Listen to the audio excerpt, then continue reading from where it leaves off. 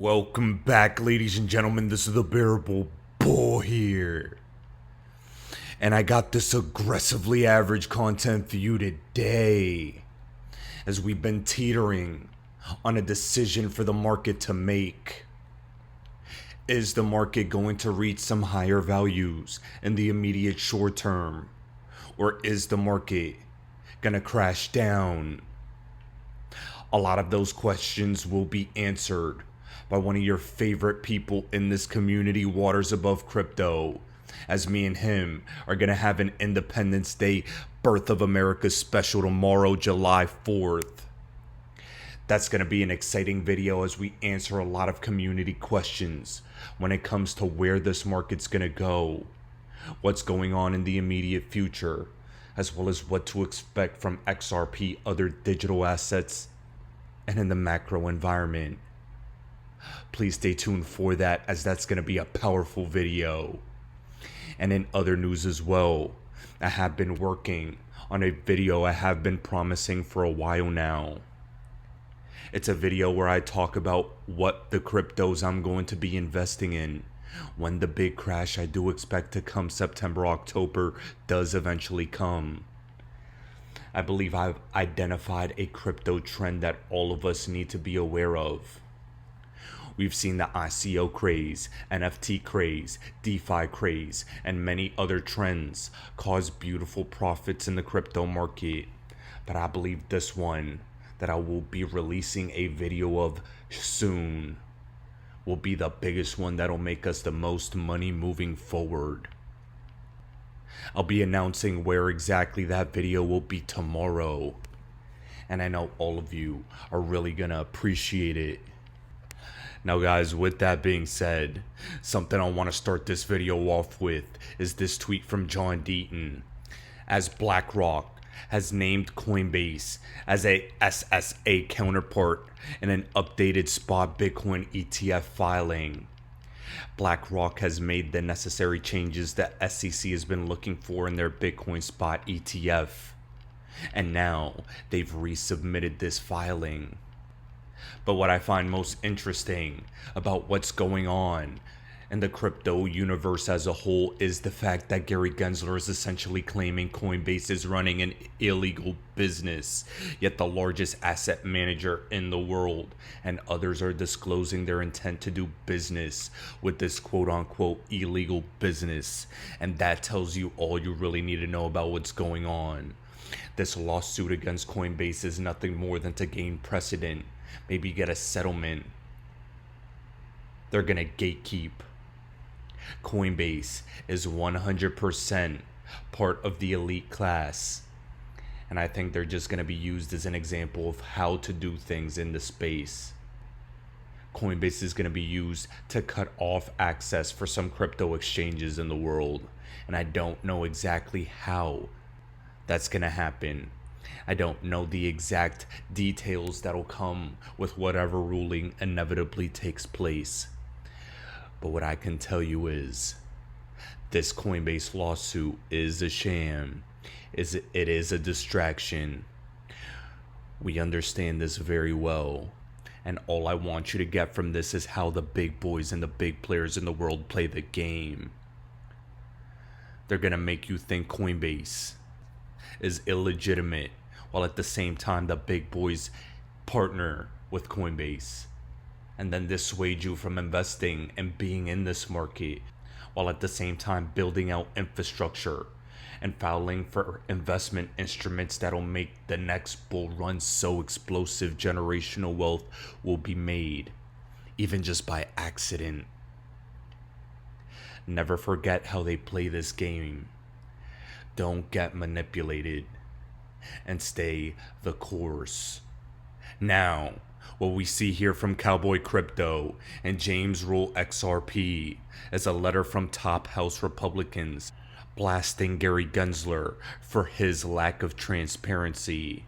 And I guarantee you at some point, they're gonna look into his communications with SBF and FTX. Oh, I need subpoenas flying. We need some moments of action from Congress. We need to see some accountability. And I think the initial steps to getting to those moments are finally happening. And part of that, ladies and gentlemen, will come with the unraveling of ETHgate. Here, not only do we know about ETH and the conflicts of interest that were had with the SEC, but the technology as a whole is being exposed as a failure. Vitalik Buterin is over here warning about the risks of staking too much of your ether.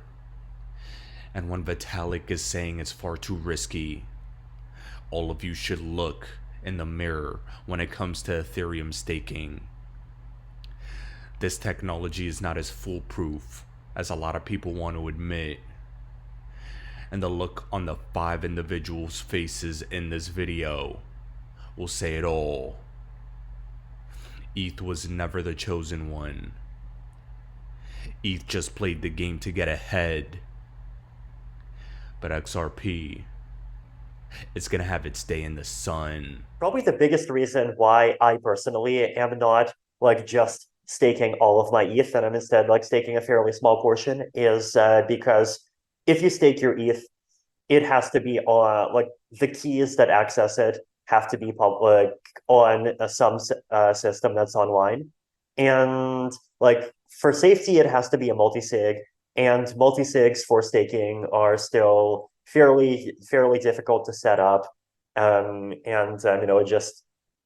It gets complicated in a bunch of ways. You know what, ladies and gentlemen, you know it doesn't get complicated in a bunch of ways with failed technology. Ripple's XRP. It was made from the beginning for one massive use case. And Ripple was the pioneer that brought XRP to the forefront of all these FIs, all these central banks, all these banking institutions. And the United States Clearinghouse presentation cites Ripple and Stellar as solving the cross-border payment challenges of the world. There are minimal to no risks when it comes to using XRP in the next-gen financial system. And that's what all of you need to understand. We're not technology that was built to fail and have question marks. We're technology that the highest level institutions have gained trust in. And soon they're about to use it. Frame this visual that you guys see here. This is, not specific to startups or VCs. These are established companies. They have cross-border payments has to be either a primary activity or a substantial revenue line. So you will see across these, traditional financial institutions that have a large segment in cross-border payment offerings, independently owned public companies that are non-financial institutions. You also see, emerging and innovative product lines such as, distributed ledger technologies or other VC-backed growth stage companies. What you see here is opportunity. So the more logos is, more organizations viewing cross-border payments as a ripe opportunity to modernize, to mature, to offer different value-added services for whatever region, they might be representing. So we sometimes view cross-border payments have been around for a really long time. They're tried and true, and that is true. But at the same time, our customer expectations are changing, choice is evolving, and what people might need now that we have kind of this global or globalization phenomenon, that needs to adapt and change all of the organizations out there. So I always find the logo slide interesting because it proves that where there are challenges and friction, there are many opportunities for all of us. And ladies and gentlemen, this opportunity in payments is absolutely massive. I need you all to think real hard about this. When R3 eventually plugs into FedNow, which launches July 20th, as you heard in my previous videos from Finastra themselves, they will flip the switch from domestic to cross-border at some point. Remember that the ISO 20022 standard went live a couple months ago. Oh, how many people have forgotten. The fact that these updates and these standards are live already mean that eventually there'll be a moment where some of these crypto assets could be able to be used on the other side of it. These digital assets, in tandem with the ISO standard, in tandem with domestic payment systems, will eventually need to move to cross-border. And in my opinion, the best cross-border technology on the planet is Ripple, XRP, and Stellar. And none of you can forget it. This is an example from Finastra of how it's supposed to work. And this is an example from Volante of how Ripple's supposed to plug in as well. Now, ladies and gentlemen, something that's been asked constantly by many of you in the community is why XRP is not exploded yet. And quite frankly, my friends, it's because of this. Bitcoin was birthed out of the other side of the 2008 financial crisis. We have seen since then Bitcoin make multimillionaires and some people billionaires. Tens of thousands of % returns for other altcoins. We've seen ETH go to the moon, Binance go to the moon. Hell, XRP went to the moon back in 2017 as the best performer in the market. But why hasn't XRP really taken off if it is what we believe it is? The reason is because we need a crisis. We need that catalyst. There needs to be more pain before XRP really takes its throne. They are engineering a financial collapse. They are destroying the middle class. They're giving the death by 1,000 cuts tax with inflation. The West is concealing its dollar declines and CBDCs are ready to be rolled out. Craig DeWitt stated, if governments wanted, they could release CBDCs in a day because the tech exists. And here I'm going to leave you with this video from the Black Swan Capitalist. Please give him a follow because he's been on a roll discussing all these problems that will eventually lead us to our favorite on-demand liquidity solution. Ladies and gentlemen, this is the Bearable Bull here. Thanks for tuning in. As always, I appreciate every single one of you. Now I'll be back tomorrow with another video. As far as the banks go, yes, this is all an engineered plan. It's been going on for quite some time. They put the law on the books in 2008 that the banks, if they thought they were going to be insolvent, it's called a bail. They call it a bail-in is another word for it. They can seize all of the depositors' money and not give it back to protect them from going under. Well, that was the plan. And it's happening all over the world right now. Yes. We're just not being clued into it. But I get videos almost daily from around the world showing banks getting burnt to the ground, riots going on, people that are turning in their American dollars to get on whatever digital platform they're offering or whatever the government's telling them to do in their country. And they're dumping truckloads of our cash and burning it because it's worthless now. And people here are just not aware that's happening. So the collapse is coming here. We will be the last country that it happens in because they want to keep us in the dark till the last second. So we're not prepared. So you don't want money in the bank. And all these people that get on my Instagram and say, well, my money's insured up to $250,000.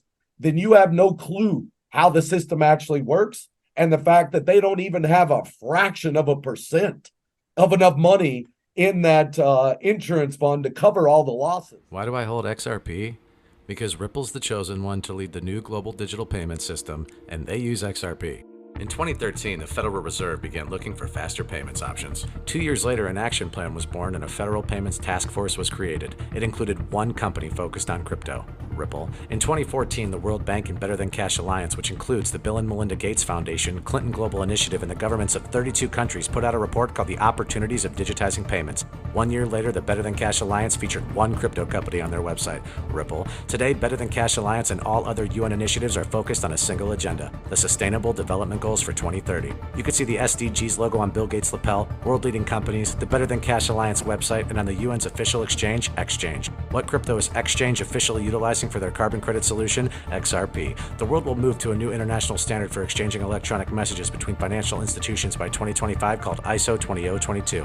Who was the first ISO 20022 member focused on distributed ledger technology? Ripple, who's partnered with over 300 financial institutions, including Bank of America, American Express, PNC, Santander, SBI, HSBC, Standard Chartered Bank, Bank of England, India, Singapore, Scotland, Australia, and Indonesia, the largest banks in Japan, Canada, Egypt, the Middle East, United Arab Emirates, Thailand, Morocco, Bhutan, South Korea, Brazil, and Latin America. Ripple, who is a former employee overseeing the Federal Reserve. Ripple, a former employee overseeing the world's largest asset manager, BlackRock's digital asset division. Ripple, leading Australia's CBDC effort. Ripple, who hired a former Treasury of the United States. Ripple, 2 former Federal Reserve attorneys to their board. Ripple, 2 former Clinton and Obama advisors, former Minister of Defense and Economics of Germany, former business director at SWIFT, former SWIFT board member, former CFO of PayPal, former head of the DTCC, former chief business officer at Uber, former VP of Amazon, and former SEC chair on their legal team. Ripple, who's a member of the Digital Pound Foundation, Digital Dollar Project, Digital Euro Association, Mojaloop, IMF's high-level advisory board on fintech, Hyperledger Blockchain Consortium, Open Payments Coalition, Faster Payments Council, Global Payments Steering Group, Cross-Border Working Group, International Association for Trusted Blockchain Applications,